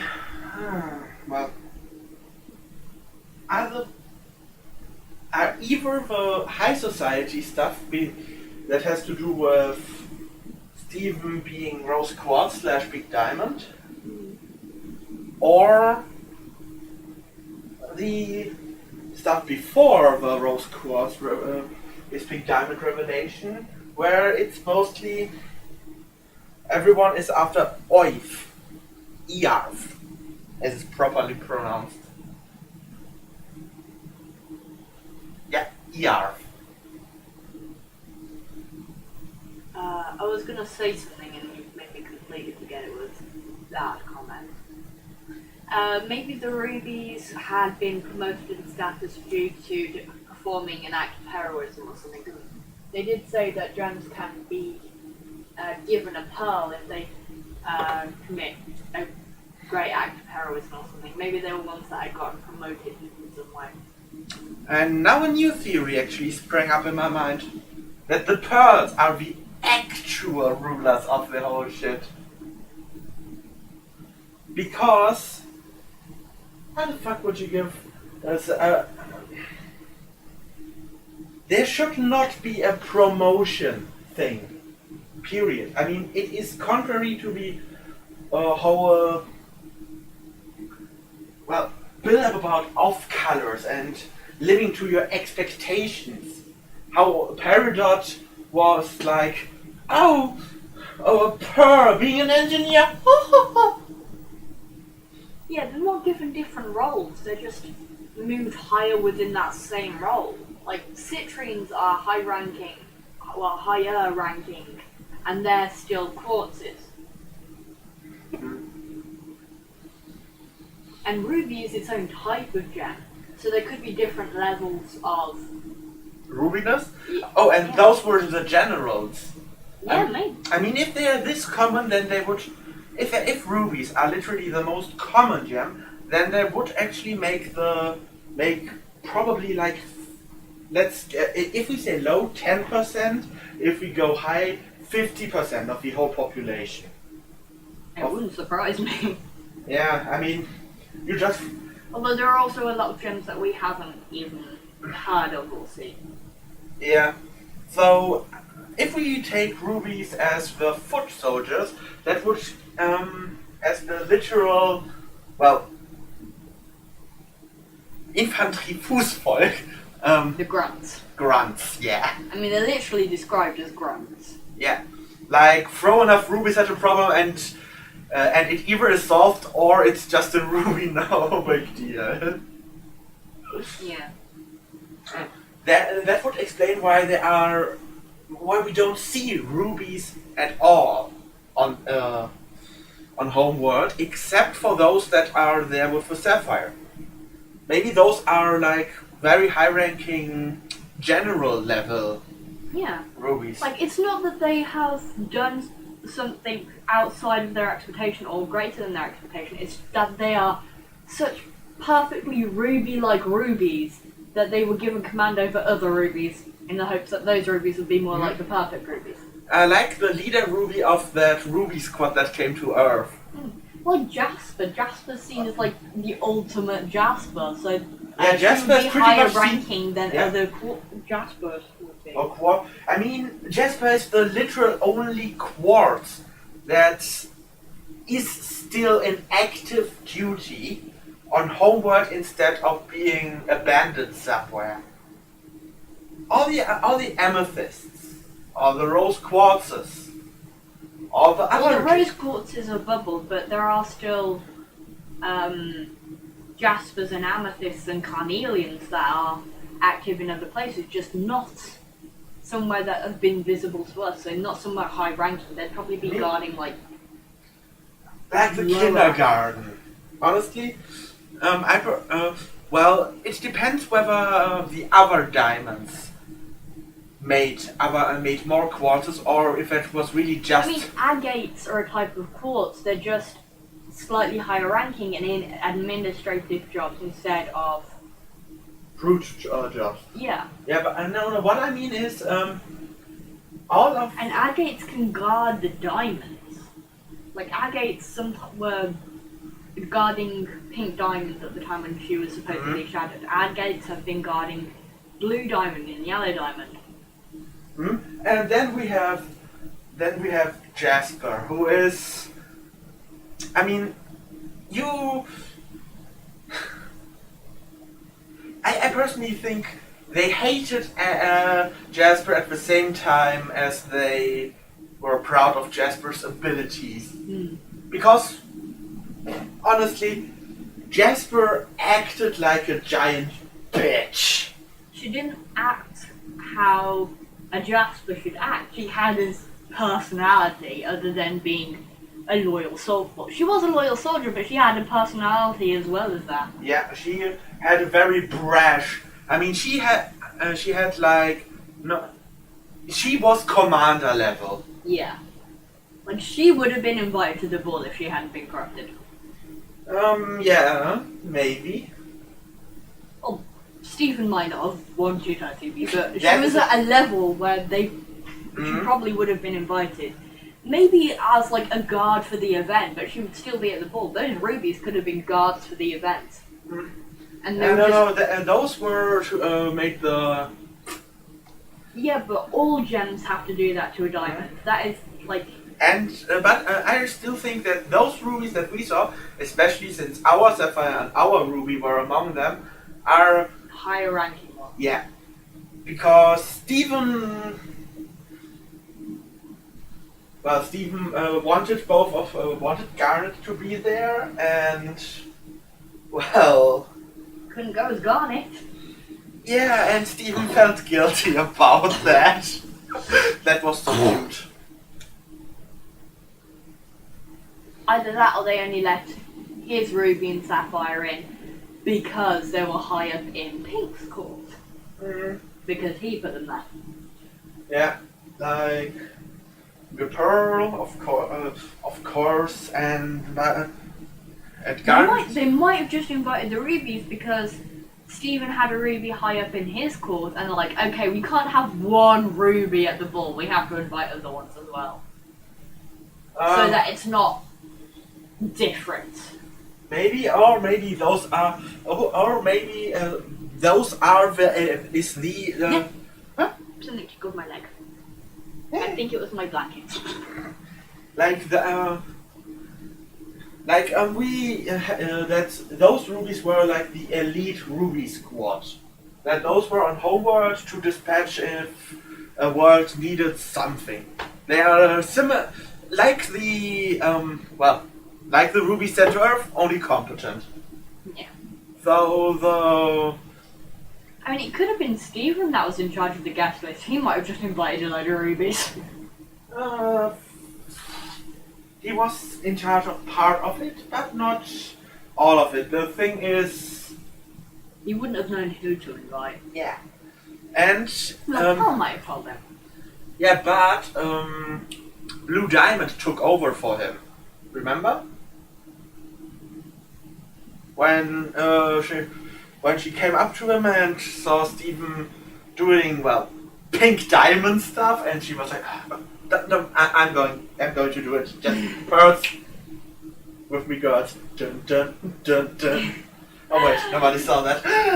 Dun dun dun dun. Still can't see that because Dun dun dun dun.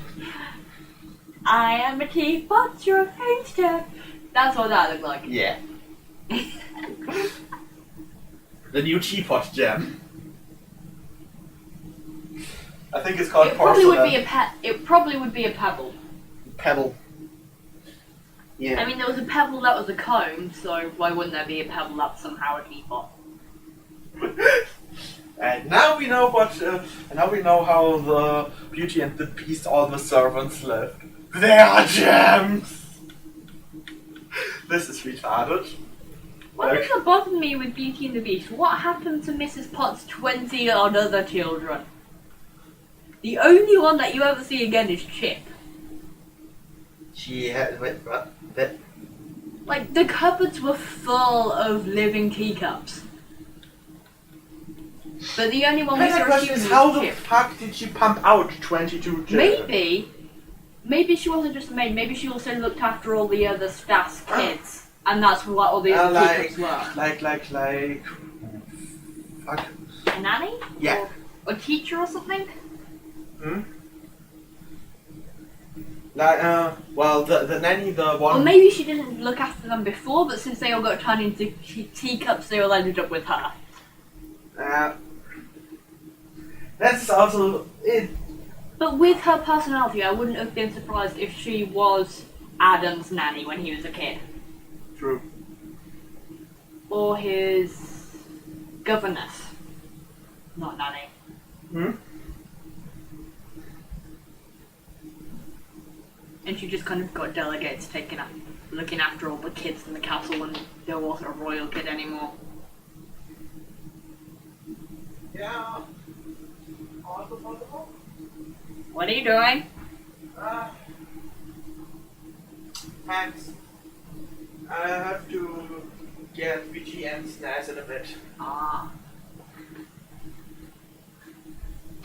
He's still recording, by the way. Yeah, I know. I mean, currently most of the people watch this stuff to hear me, in this case, but you probably too, talk. Which would actually be, you know what we should do? Like, we should rewatch every episode of Ruby, and after that, record us how as we discuss that episode.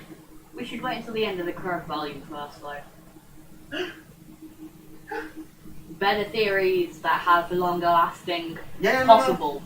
No, not theories. I mean, especially for the earlier ones, we could do like this retrospective. Like, and this is where here are the first hints that everyone is going to die. Where we more or less look for foreshadowing.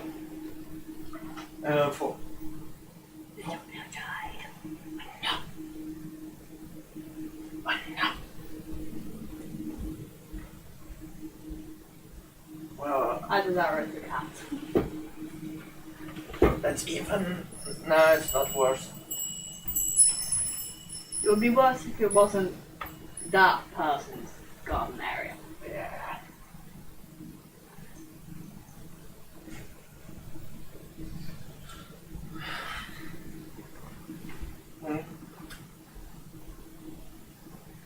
I mean, that is. It's not just about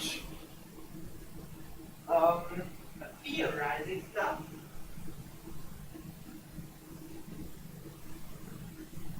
It's about, well, analyzing. And one of the things which I actually thought about is that every week after the new episode comes out, we watch it, and then we just sit down, discuss the episode, the development in it. Problem is, though, a lot of people will have seen the next episode after us. after the one that we've seen because they will have first, or they'll watch it illegally somewhere or something. Yeah, because they're asses. Or impatient. Yeah.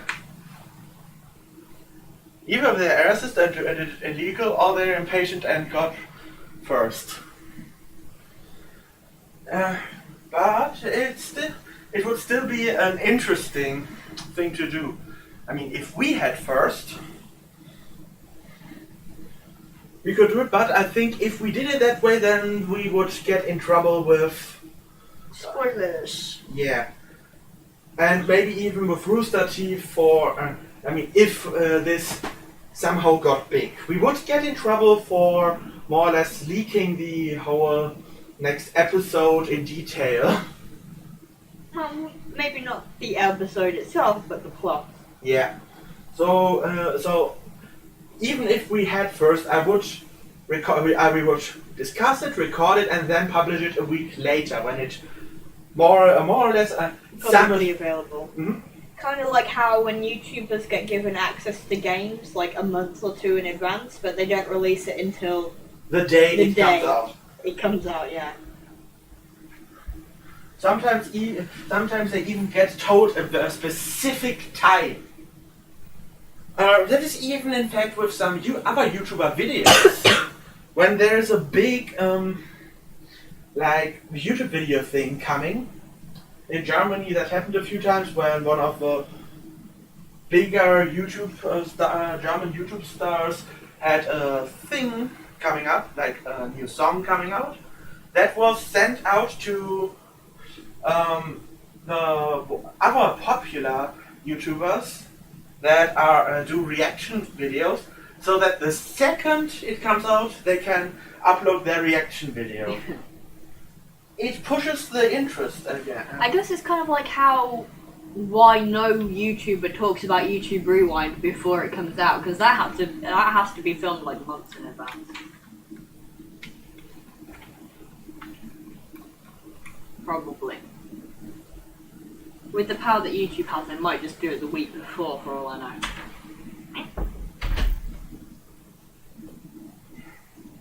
Nah. It's not the week before, it is actually months in advance, because, well, They probably sign like a non-disclosure agreement Yeah. until it comes out or something. yeah, and some are, they are a bit less strict. I mean, that is also part of the whole hype building up. I can remember when there was this ARG, Alternate Reality game. Is that something to you? Similar to Pokemon Go. I know what it is, I just didn't hear anything other than Okay. AI. Yeah. There was once this ARG going over Portal 2, where, that was back in 2011. Wow. Um. Wow. Wow. Good. Anyway, the most active people in there were hints even hidden in the real world, like maps, etc. In websites, in forums, in a lot of places. The most active people there were invited by Valve to come to their headquarters, play it earlier, and play part of the ARG like their accounts had been taken over by GLaDOS. One of them, though, told them that it was just all totally public, that it was all just an act. They told the public what I just told you, and everyone was totally pissed. But actually, that was what he was supposed to do. Valve asked all of them to act with, and one of them to specifically let the facts out that nothing actually happened, but they are actually just playing along, as in to not worry people. Yeah. And that guy got death threats over that. Wow. Yeah, that is shit. That's just shit. shit.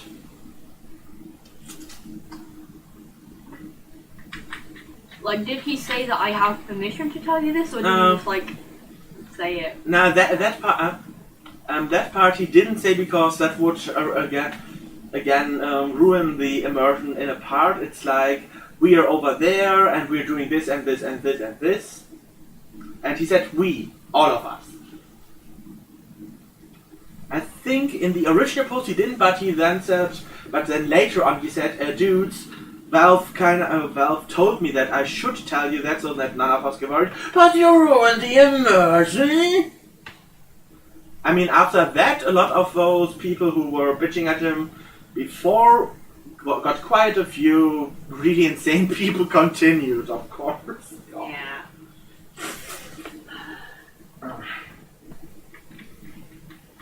I need to go finish my homework. I have no clue what the next task is supposed to be. Well, I can help you with that once I get back. Anyway, bye! This was half play and half theory time with Lexi and Mer. See ya!